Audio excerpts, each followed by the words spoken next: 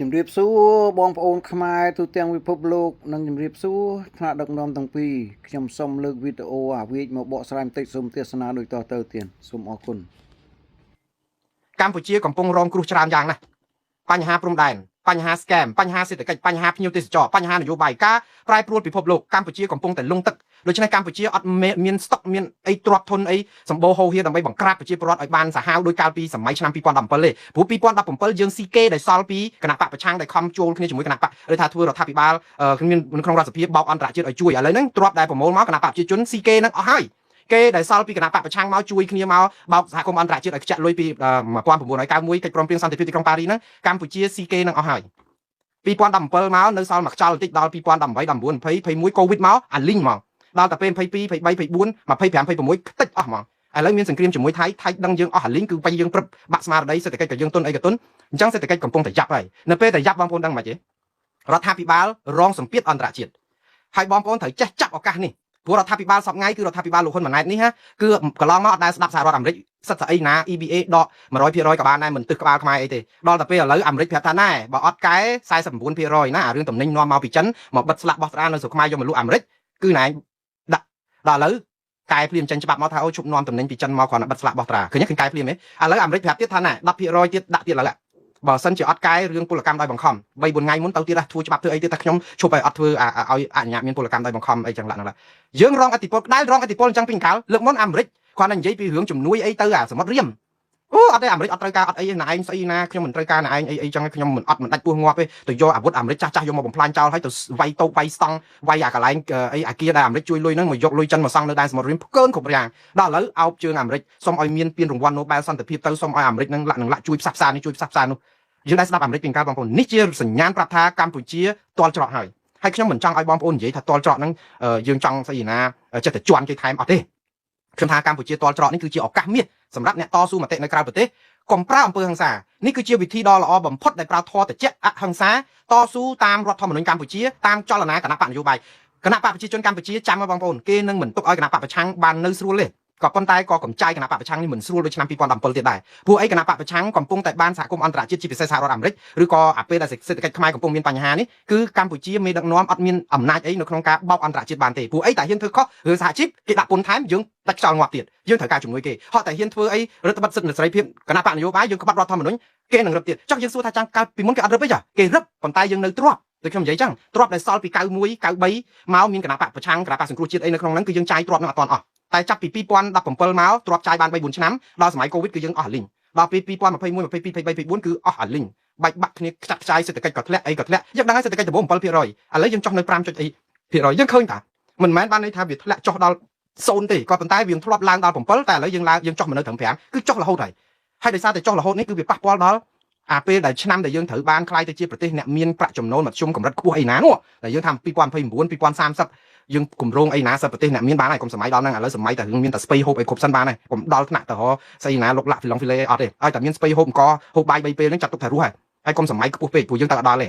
ដោយសារស្ថានភាពយើងអញ្ចឹងហើយបានជាខ្ញុំប្រាប់ថាលោកហ៊ុនសែនចុងក្រោយនេះយកក៏ដែរនិយាយអញ្ចឹងណាលោកហ៊ុនសែនគឺជាមនុស្សហិង្សាណាស់មេដឹកនាំដ៏ហិង្សានិងអសរោះបំផុតនៅលើលោកហើយបង្រៀនកូនចៅគាត់នឹងឲ្យហិង្សាពេញទីប្រទេសបើថាមានអំពើហិង្សាកើតឡើងកុំបាច់សួរណាគឺសួរលោកហ៊ុនសែនព្រោះដឹងឆ្ងាយត្បិតដងកូនសោតរែងឆ្កងត្បិតមេបាហើយបើថាណាបាត់ផ្សារពៀលាជេរបតិចគ្នាហ្នឹងកុំសួរណាសួរលោកហ៊ុនសែនព្រោះគាត់ជាមេបាគាត់បចោគេតែអញ្ចឹងដែរតែឥឡូវអ្វីដែលគាត់និយាយលើកក្រោយនេះគឺខ្ញុំចាប់អារម្មណ៍អំពីការបាត់បែនទុនភ្លុនរបស់លោកហ៊ុនសែនមួយកលៈដែរព្រោះគាត់និយាយថាអញ្ចឹងគាត់ថាមកនេះទៅណាងើបមួយនៅតែងើបមួយបាយមួយដដែលទេអត់មានចោលទេកន្លែងហ្នឹងគឺគាត់អត់ចោលខ្ញុំគ្រប់គ្រងថាគាត់និយាយហ្នឹងគឺចេញពីចរិតពិតរបស់គាត់ប៉ុន្តែសារនេះអត់មានទម្ងន់ធ្ងន់ដូចលើកមុនទេព្រោះគាត់ប្រើពាក្យថាគាត់ងើបមួយបាយមួយតែអ្នកណាដែលរៀបចំធ្វើបដិវត្តពណ៌ផ្ដួលរំលំរដ្ឋាភិបាលតែបើអ្នកតស៊ូមតិឬក៏តស៊ូរៀបចំនៅក្នុងការបោះឆ្នោតដោយត្រឹមត្រូវដោយសន្តិវិធីត្រូវច្បាប់គាត់អត់ធ្វើបាបទេបងប្អូនត្រូវចាប់ចំណុចហ្នឹងឲ្យបានលោកហ៊ុនសែនដែលនិយាយចឹងពីមុនមកគឺគាត់និយាយថាងើបមួយវាយមួយអ្នកណាក៏ងើបមួយអ្នកណាក៏វាយមួយអ្នកណាក៏បដិវត្តពណ៌ដែរគឺគាត់លៀបទាំងអស់ចឹងមកម្ដងនេះហេតុអីបានគាត់និយាយសារហ្នឹងគឺដោយសារគាត់រងសម្ពាធអន្តរជាតិហើយសម្ពាធនេះបន្តិចទៀតលោកហ៊ុនសែននឹងឡើងមកទៀតហើយអូគ្មានតែខ្លាចអន្តរជាតិណាទេមិនដាច់ខ្យល់ងាប់ទេអត់ទេកុំមើលពាក្យគាត់និយាយមើលទង្វើដែលរដ្ឋាភិបាលខ្មែរធ្វើអត់មានសុកមកធ្វើអីច្បាប់ដើម្បីឲ្យគេបន្ថយពន្ធ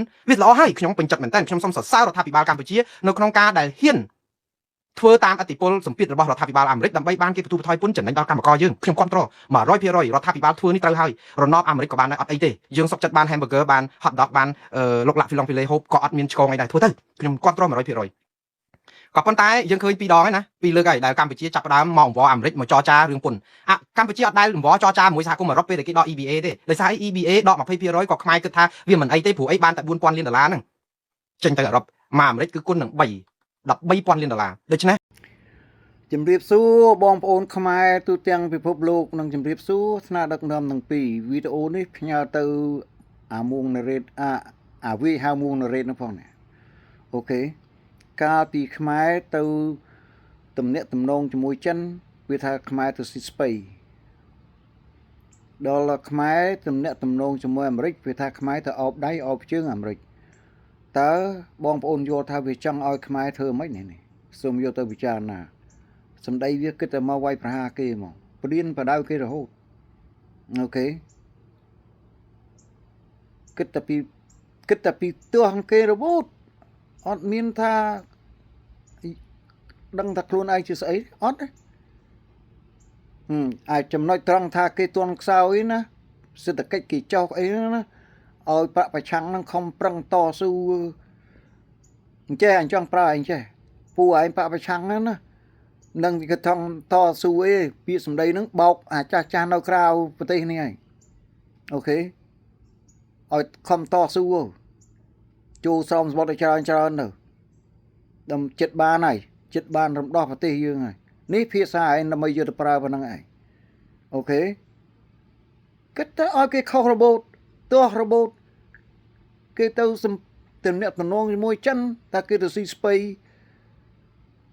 ដល់គេទៅទំនាក់ទំនងជាមួយអាមេរិកថាគេទៅអោបដៃអោបជើងអាមេរិកប្រទេសណាក៏ដោយគេតែងតែមានចំនួនទោះតែងគ្នាខ្វែងគំនិតគ្នាតែក៏គេអាចផ្សះផ្សាគ្នាវិញបានដែរអូខេហើយទៅអាមេរិកទទួលដៃពីររាក់ទាក់ក្មួយហ៊ុនម៉ាណែតបើកសិទ្ធឲ្យខ្មែរទិញអាវុធតាមចិត្តចង់ទិញអីក៏បានដែរឲ្យតែស្ម័គ្រចិត្តទិញនេះហើយនៅទោះដល់ណាទៀតចេះតែគេខុសរបូតហ្មងគេខំចងប់ចង្រោះអត់មានគុណសម្បត្តិឲ្យវានៅវាចមាត់ឲ្យក្រៅប្រទេសណាហើយមានគុណសម្បត្តិហើយស្អីហើយស្អីគេធ្វើមិនចេះត្រូវចិត្តនោះមើលហើយខ្ញុំចង់និយាយចំណុចតង់ថាបកប្រឆាំងណាឥឡូវហ្នឹងបកប្រជាជនអន់ខ្សោយហើយទន់ខ្សោយហើយអូខេមើលឯងរកល្បិចណាទៅយកគេបានទៅយកតំណែងគេបានមើលអាវិអូខេហើយធ្វើមើលអញមើលផងមើល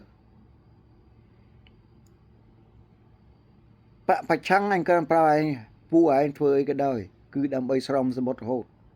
អត់មានធ្វើអីក្រៅពីស្រោមសមុទ្រទេអូខេយកពាក្យវាយប្រហារគេទៅយកទៅបើករួមប្រជុំនៃប្រជុំនោះទៅអួតប្រោកប្រាយប្រាប់ចាស់នៅក្រៅប្រទេសដើម្បីស្រោមសមុទ្ររបូតនេះពូឯងធ្វើ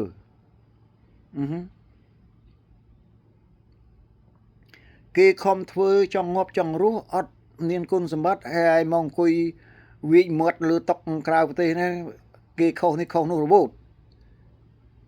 ហើយនេះវាចមាត់ទេបន្តិចទៀតវាចទាំងកកវាចទាំងក្បាលទៀតហើយអូខេឲ្យតែនិយាយតែពីមិនដឹងខ្យល់អីហ្នឹងចុះអស់ចាមែនគិតតែពីគេខុសនេះខុសនោះឥឡូវហ្នឹងបកប្រជាជនចុះខ្សោយហើយអូខេហ្នឹងហើយរៀបក្បួនចូលទៅដណ្ដើមអំណាចទៅរៀបក្បួនចូលទៅត្រកូលហ៊ុនដឹកនាំប្រទេសលក្ខណៈយ៉ាងម៉េចពូឯងនៅក្រៅប្រទេសនេះអត់ដឹងខ្យល់អីទេពូឯងអត់ទៅតាមដានសភាពការអត់តាមដានសង្គមថាវាយ៉ាងម៉េចទេអូខេអត់សម្លឹងមើលថាគេនឹងខសាងបានអីខ្លះទេគេខំដោះស្រាយគ្រប់បែបយ៉ាង ចំនួនព្រំដែនផងអីផងកសាងប្រទេសជាតិផងទប់ស្កាត់អំពើពុករលួយផងដោះស្រាយរឿង scam online នេះផងវាខកអីតែឯងម៉េះធ្វើអីកុំចេះត្រូវសោះនោះអូចាមែនហ្នឹងហើយខំព្រុសឲ្យបកប្រឆាំងនឹងទៅនាំគ្នាទៅដណ្ដើមអំណាចពីតកូលហ៊ុនទៅជំរុញតែគេទៅខ្លួនឯងមិនទៅទេអូខេចេះតែទៅរួចទៅគេធ្វើអីក៏ខុសដែរគឺអត់ដែលត្រូវវាទេវាយប្រហារគេរបូតអូខេសុខសប្បាយទាំងអស់គ្នា